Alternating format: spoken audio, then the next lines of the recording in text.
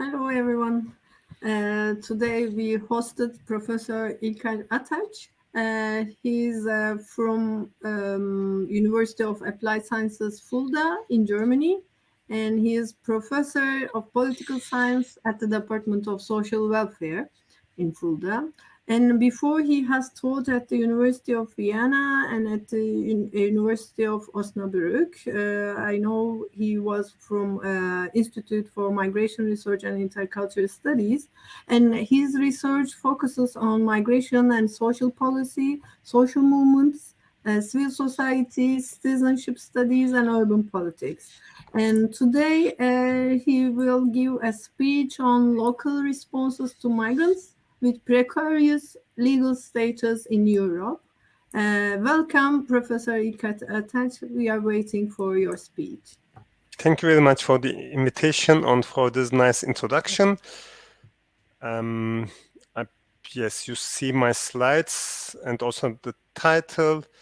In the next slide, yes, I'm going to present you some outcome of our collaborative research project, which this research project was based on a call which was published by the European Union's GPI Urban Europe Fund after the heading of urban migration, with the aim of enhancing cities' administrative capacities and supporting evidence-based integration policies. So it's a mix of applied research and research with the aim to provide evidence also for municipalities and civil society actors. In the next slide, I'm going to present you the project aims. So the one main aim was to understand the challenges precarious migrants face. There's a limited research on migrants with precarious legal status, especially regarding their access to social services, access to accommodation, especially access to health services, education, and legal support. We have a special focus on women and children since they are particular vulnerable groups. We aim to investigate contrasting city responses. That means the literature is also saying that responses of the municipalities are not unique. We want to understand the responses of the municipalities in the context of the multi-level governance, especially in the context in which there is a restrictive migration policies. And there are some countries in Europe where access to social services are used as an instrument of migration control, and we want to know how municipalities are responding to that. And we want to also, this research was made 2021 and 2022. We want to also understand the impact and lessons from the COVID, since the pandemic posed enormous challenges to the local health systems. At the same time as migrants with precarious legal status are also a vulnerable group, we want to understand also their access to the health system under the conditions of the pandemic. So one aim of the research is also or was also to explore forms of cooperation with the NGOs, cooperation of NGOs with the municipalities to provide services, since municipalities strongly rely on NGOs to fill gaps in service provision, but the NGOs also are important actors as sources of information and expertise. So we explored the relations between the local authorities and NGOs to see whether there's a cooperation, but also what kind of conflicts emerge. And we aim also to facilitate knowledge exchange within and between European cities. Also the cooperation with CIMAIS was decisive. And at the end, we also want to develop some ideas for policy and practice innovation in the field. We also produce some recommendation at the European level and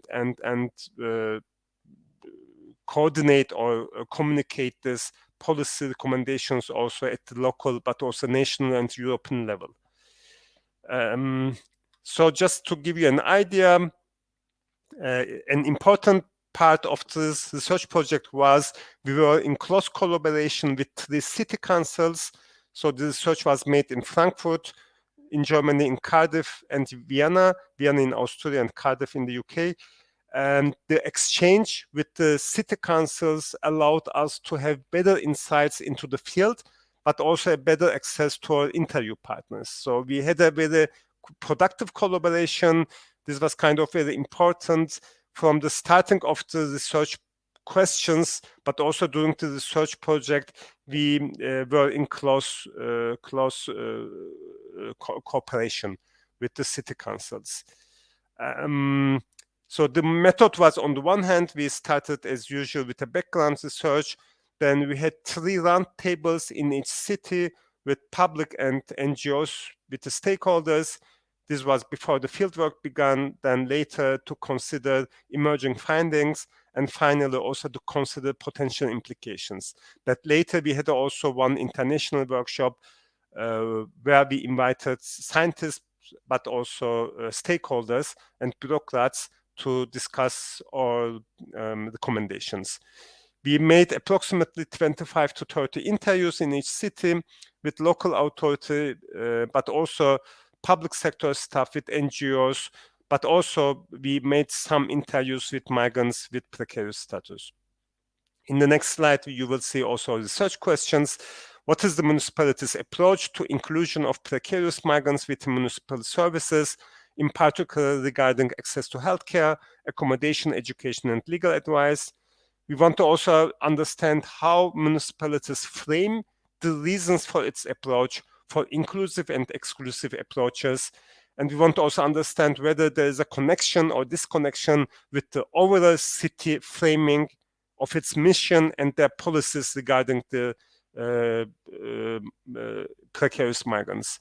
So we want to understand the actual measures, what actual measures are in place to include precarious migrants in key services.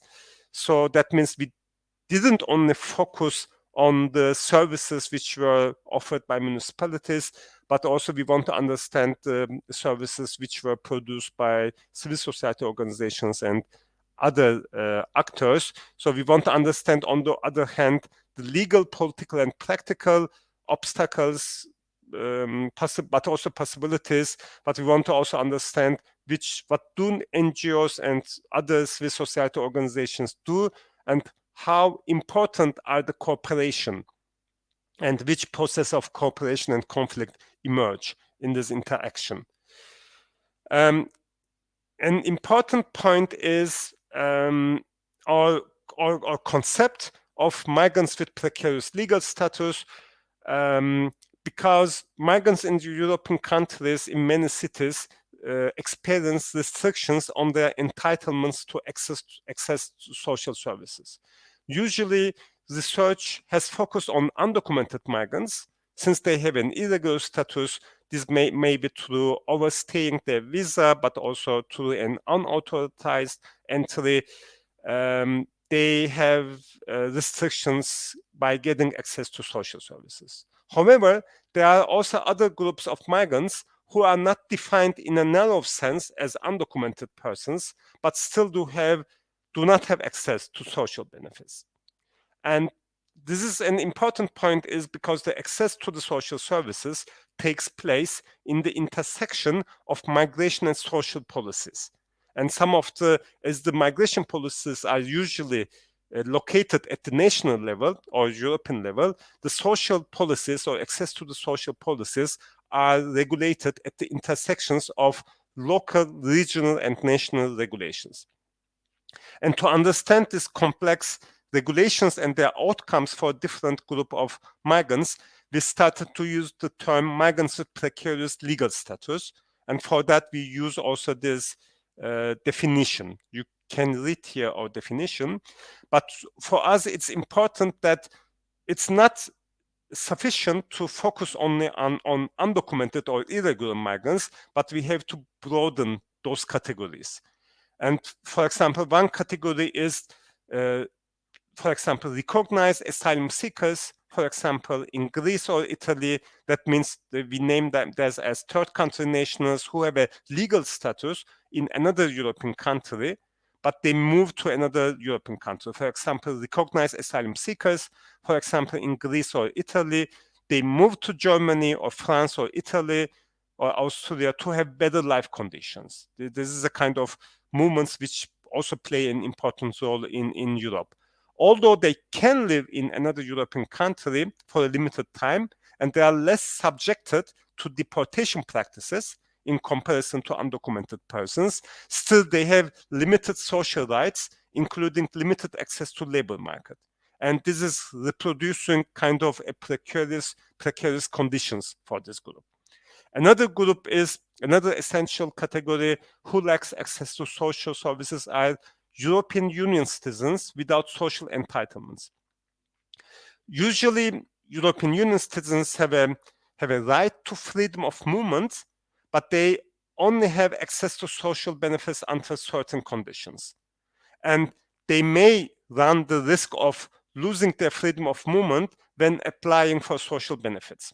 This happens if they are unemployed or if they are new in a city, in another European country, and therefore they are not eligible for social entitlements. And this is a very challenging issue for many European cities. There's a debates going on about poverty migration, and we now, not only at the discursive level, but also on the essential level, material level, there is a lack of access to housing, especially to housing in the context of poverty migration, but healthcare also. And there's also, we have to see this kind of migration in the context of debates of racism against Roma, since many migrants are coming from Bulgaria or Romania, and this is an important point. The last point would be also about the rejected asylum seekers. Finally, I want to mention this category who cannot be deported due to legal and factual reasons.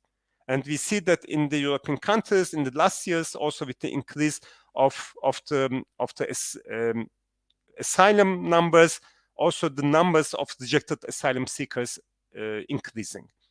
And in European countries, there is a not unique policy regarding rejected asylum seekers, and we do have different policies towards this group regarding access to welfare services, but also regarding their regularization.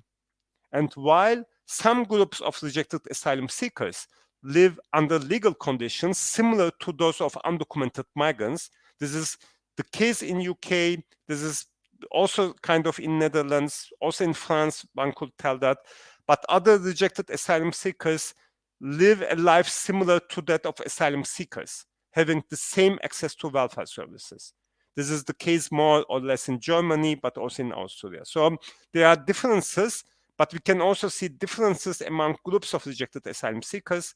For example, as families with children, as rejected asylum seekers, may have access to accommodation, single men do not have access. We do see also differentiation among the groups of rejected asylum seekers. This is also a good reason to include rejected asylum seekers under the label of migrants with precarious legal status. In the next slide, in order to see, since our time is limited, I'm not going into the details to see. As I said before, we chose Cardiff, Frankfurt, and Vienna as case studies. So in the next slide, I'm going to present you some selected results. The first point is, I think it's important, what do municipalities do? What role do they play, especially in the restrictive national settings? So research has established that local authorities in Europe act and respond against the exclusion of migrants with legal precarious status from social services. One reason for this is to achieve their policy goals, such as public health or reducing street homelessness or domestic violence.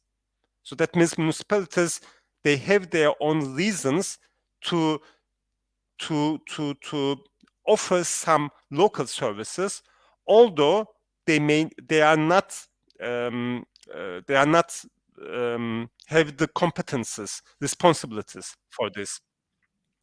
What we found is there are only few examples of a citywide approach towards addressing the needs of migrants with precarious legal status. There are only few examples These are the famous examples in Europe, such as Barcelona, Zurich, or Utrecht, to name few examples, in which we find a clear and open policy approach towards migrants with precarious legal status to enable access to social services.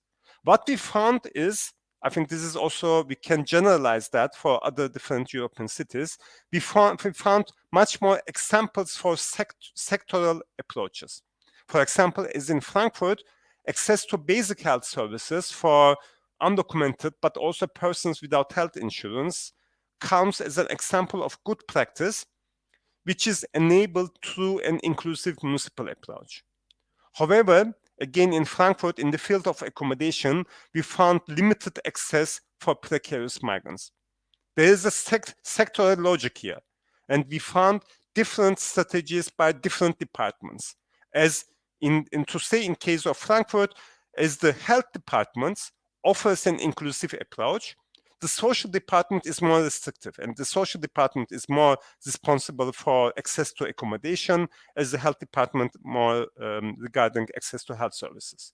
So we have a heterogeneity within city departments, and we didn't find a unique policy regarding this group. And this is, I think, an important outcome, because as regarding asylum seekers or regarding refugees with a legal status, we find more comprehensive city approaches in Frankfurt or among different European cities regarding the migrants with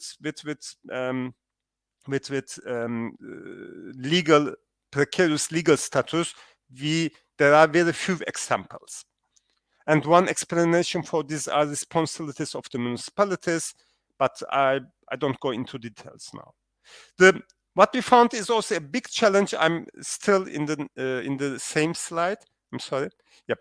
A big challenge for the municipalities is also to decide whether municipalities have responsibilities for this particular group of precarious migrants. Which services may they offer?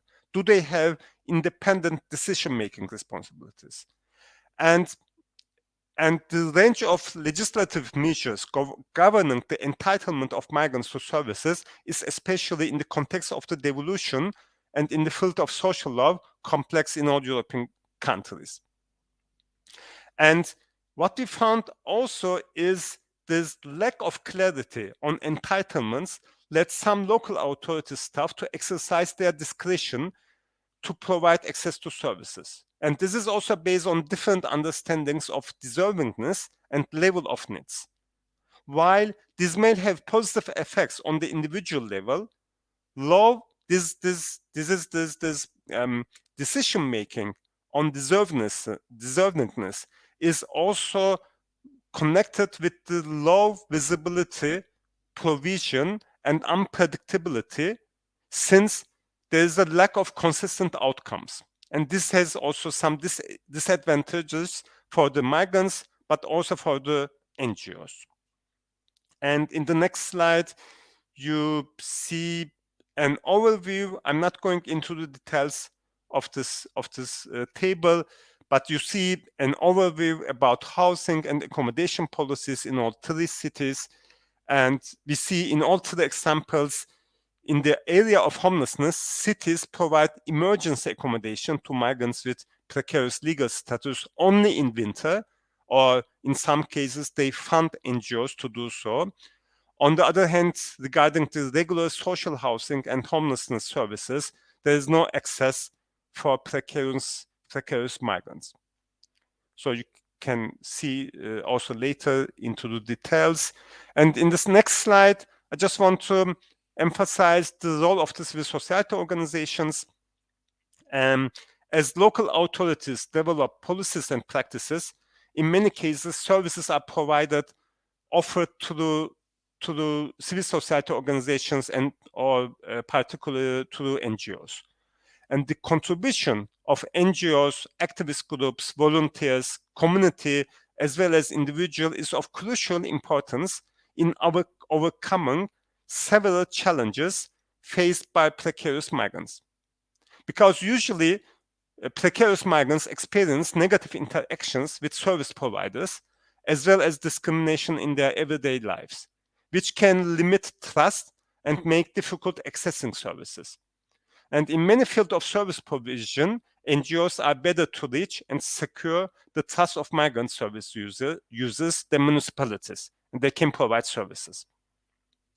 And we see that most of the organizations are dedicated to offer low threshold access to services, and they bring kind of sensitiveness and time resources to build trust. And so we can see that confidential treatment is guaranteed by all providers. And in the next session, in the next slide, we can also see that the power relations between NGOs and civil society organizations play an important role, as municipalities strongly rely on NGOs to fill gaps in service provision, but there is also kind of dependence of municipalities on NGOs. But on the other hand, NGOs also dependence on the municipalities, since usually municipalities create the good conditions in terms of funding, but also in terms of the network and institutional base for giving access to services. Here I can also, since the time is limited, we said the talk should be approximately 20 minutes.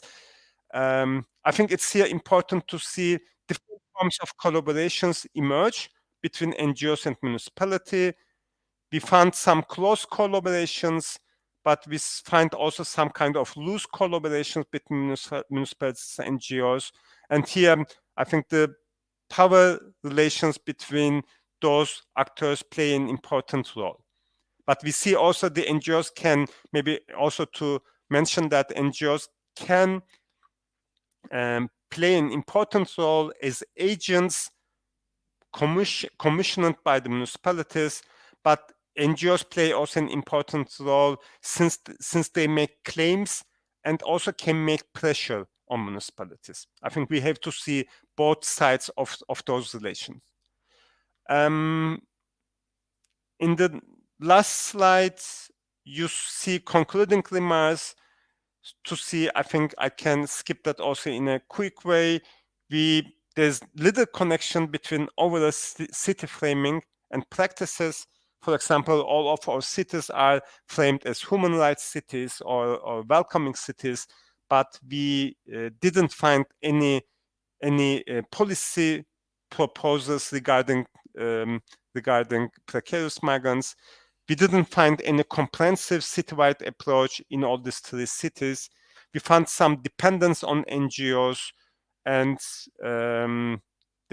but also we have to see this also from the perspective of the NGOs, because there is some general lack of long-term funding for NGO services. There's precarious conditions also for the NGOs. And what we found is also there's a need for clear regulations and information on existing rights. Thank you for your time. Maybe in the next slide, you see also how you can reach me. We have a website. You can find all outputs on this web page. And thank you for inviting me again and for your time. Thank you, Professor Ataç. Actually, thank you for these very detailed, very interesting project results and findings. So thank you.